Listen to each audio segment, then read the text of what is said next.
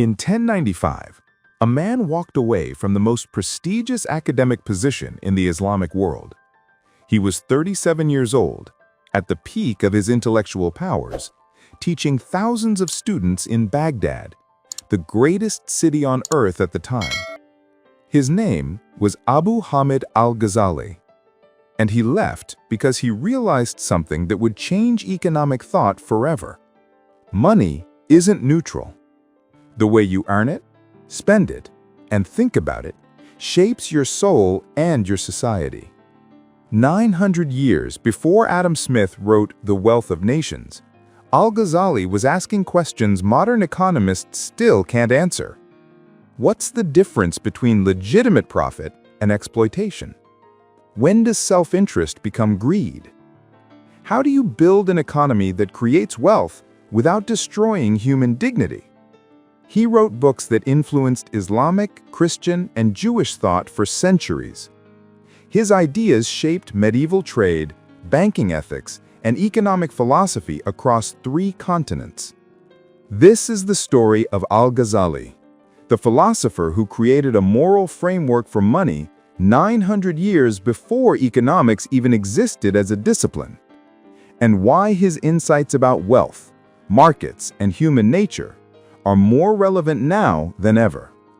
To understand Al-Ghazali's economic philosophy, you need to understand the world he lived in. The year is 1058. Al-Ghazali is born in Tuz, a city in what's now northeastern Iran. This is the Islamic Golden Age. Baghdad, Cairo, and Cordoba are centers of science, philosophy, mathematics, and trade. While Europe is in the Dark Ages, the Islamic world is experiencing an explosion of intellectual and economic activity. Al-Ghazali grows up studying Islamic law, theology, and philosophy. He's brilliant. By his early 30s, he's appointed to teach at the Nizamiya College in Baghdad, the most prestigious academic position in the Islamic world. Thousands of students attend his lectures. He's writing books, debating philosophers, advising caliphs. He has everything: wealth, prestige, influence, intellectual respect. But something is eating at him. Al-Ghazali looks around and sees merchants getting rich through questionable practices. He sees scholars twisting religious law to justify whatever the powerful want. He sees people pursuing wealth obsessively, destroying their lives and their communities in the process. And he realizes, all the philosophy and theology in the world means nothing if it doesn't address the fundamental question of how people should actually live, including how they should earn, spend, and think about money. In 1095, at age 37, he has what we might call a spiritual crisis or nervous breakdown. He can barely speak. He can't teach. He walks away from everything: his position, his salary, his prestige, and disappears.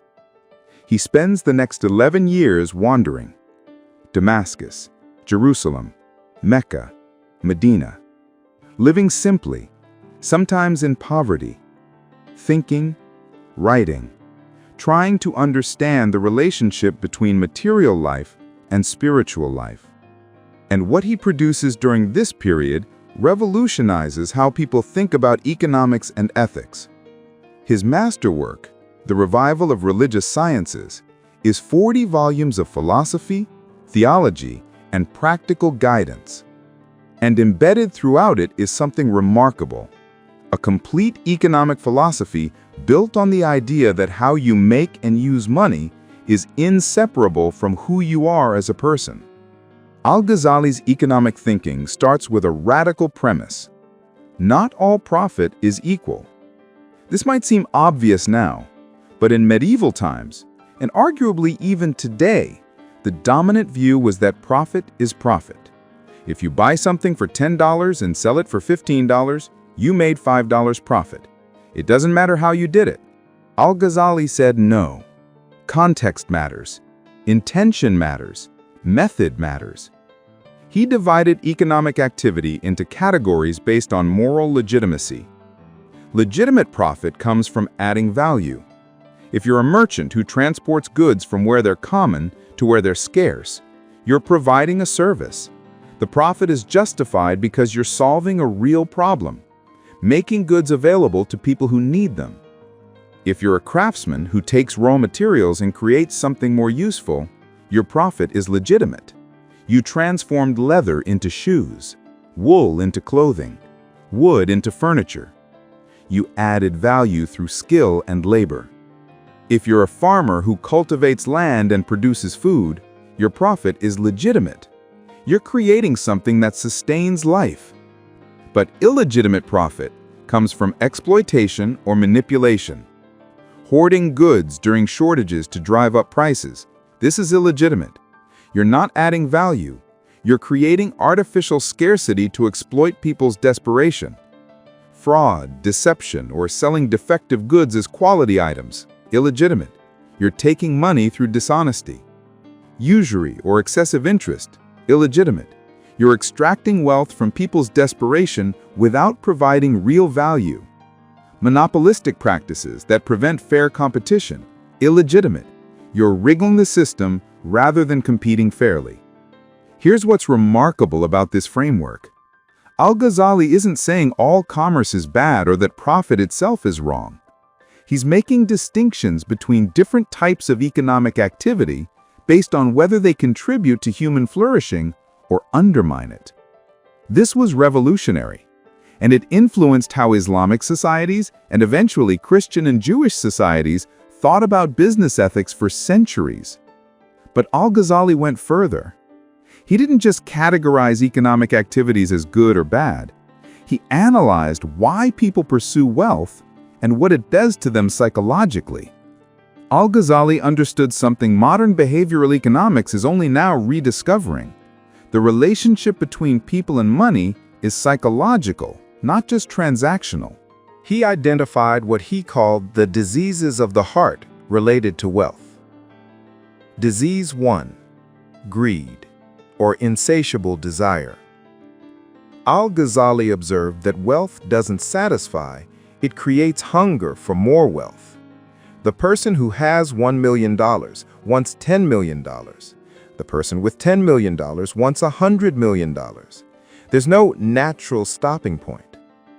He wrote, "The love of wealth is like drinking seawater. The more you drink, the thirstier you become." This isn't a moral judgment as much as a psychological observation.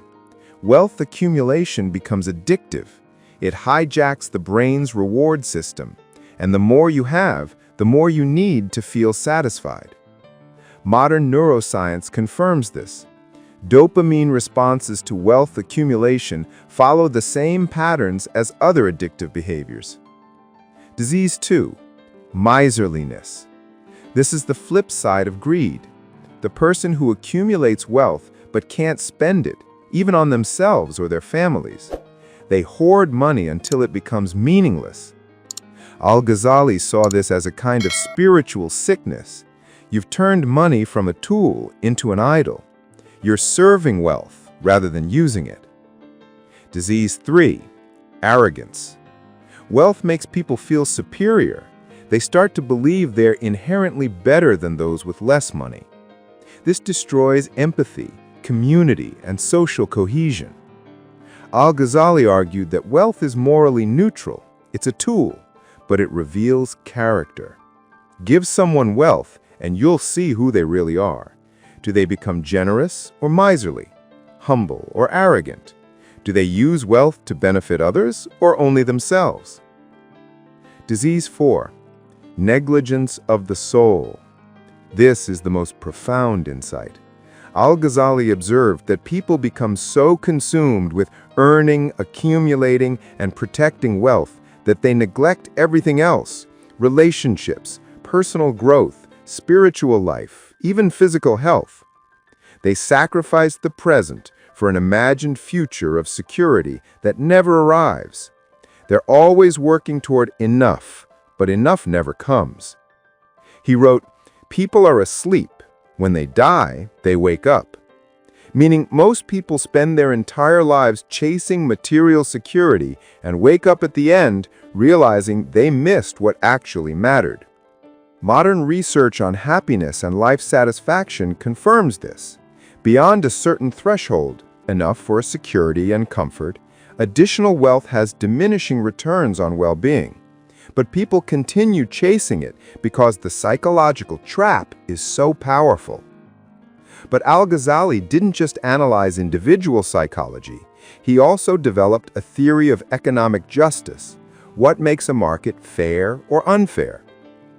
He started with a fundamental premise. Markets exist to serve human needs, not the other way around. This might sound obvious, but think about how different this is from modern economic thinking. Today, we often treat markets as natural forces, like weather or gravity, that we must adapt to. Market outcomes are assumed to be legitimate simply because they resulted from voluntary transactions. Al-Ghazali said, no, markets are human institutions. We create them. We can judge them. And if they're producing unjust outcomes, we have a moral obligation to change them. His principles for fair markets. 1. Information symmetry. Buyers and sellers should have equal access to information. If a seller knows the goods are defective but hides that information, the transaction is illegitimate even if the buyer voluntarily agreed to it. This is 900 years before modern consumer protection laws, but Al-Ghazali understood that fraud doesn't require force, it just requires deception. 2. No exploitation of necessity. If someone is starving and you have food, you can't charge whatever you want just because they'll pay anything. Their desperation doesn't make exploitation legitimate. This is the opposite of pure supply and demand thinking. Al-Ghazali is saying, yes, desperate people will pay more, but taking advantage of that desperation is morally wrong, even if it's economically rational. 3. Fair pricing. Prices should reflect actual value and reasonable profit, not just what the market will bear. Al-Ghazali developed detailed rules for calculating fair prices in different trades. He wasn't advocating for price controls exactly, but for social norms that prevented gouging and exploitation. 4. No artificial scarcity. Hoarding goods to create shortages is illegitimate. You're manipulating the market to extract wealth rather than participating in genuine exchange. 5. Labor deserves dignity and fair compensation. Workers aren't just inputs in a production function. They're human beings whose labor has inherent dignity and deserves respect and fair payment. What's remarkable is how these principles influenced actual economic practice. Islamic law incorporated many of Al-Ghazali's ideas into commercial regulations. Guilds, market inspectors, and religious authorities used his framework to judge disputes and set standards. And his influence spread beyond the Islamic world. Thomas Aquinas, the great Catholic theologian, read Al-Ghazali in Latin translation and incorporated similar ideas into Christian economic thought. Jewish scholars like Maimonides engaged with his arguments. His thinking shaped medieval European attitudes toward usury, just prices, and business ethics. So why does a 900-year-old Islamic philosopher's ideas about money matter today? Because we're living through the consequences of treating economics as a value-free science. Modern economics, starting with Adam Smith in 1776 and accelerating through the 20th century, tried to separate economics from ethics. The goal was to make economics scientific, analyzing what is, not what should be, describing human behavior, not judging it. This created enormous analytical power. We can model markets, predict behaviors, optimize efficiency. But it also created a blind spot. We stopped asking whether economic outcomes are just, whether markets serve human flourishing, whether wealth accumulation has moral limits. Al-Ghazali's framework forces us to ask those questions. Is profit from hedge fund speculation that crashes economies legitimate? Al-Ghazali would say, did you add value or just manipulate systems? Is paying workers minimum wage while executives make 300x more fair? Al-Ghazali would ask, does labor deserve dignity and fair compensation? Is charging desperate people extortionate prices for medicine legitimate because they'll pay anything? Al-Ghazali would say, you're exploiting necessity, which is morally wrong even if it's economically rational. Is accumulating billions while people starve a sign of success or a spiritual disease? Al-Ghazali would recognize the psychology of insatiable greed. I'm not saying Al-Ghazali had all the answers. He was writing in a completely different economic context. But he was asking the right questions, questions that economists stopped asking when they decided economics should be value neutral. The 2008 financial crisis, rising inequality, climate change driven by profit maximization, pharmaceutical price gouging, gig economy exploitation.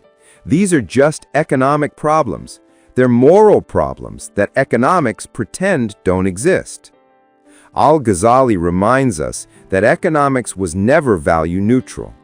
Every economic system embodies values, assumptions about what matters, what's fair, what makes life worth living.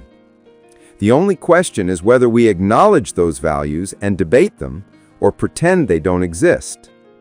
In 1095, Al-Ghazali walked away from wealth and prestige to answer a fundamental question. How should human beings think about money? His answer, developed 900 years before economics existed as a discipline, was that money is never neutral. The way you earn it reveals your character. The way you spend it shapes your soul. And the systems we create to distribute it determine whether we have a just society or an exploitative one. If this changed how you think about the relationship between money and morality, hit subscribe. We explore the deep history of economic ideas that shaped how we think about wealth today. Drop a comment. Do you think economics should be value neutral, or should it include moral judgments? And share this with someone who needs to know that people were thinking seriously about these questions centuries before capitalism existed. Because understanding that economic ideas have a history means understanding they're not inevitable, they're choices, and we can choose differently. I'll see you in the next one.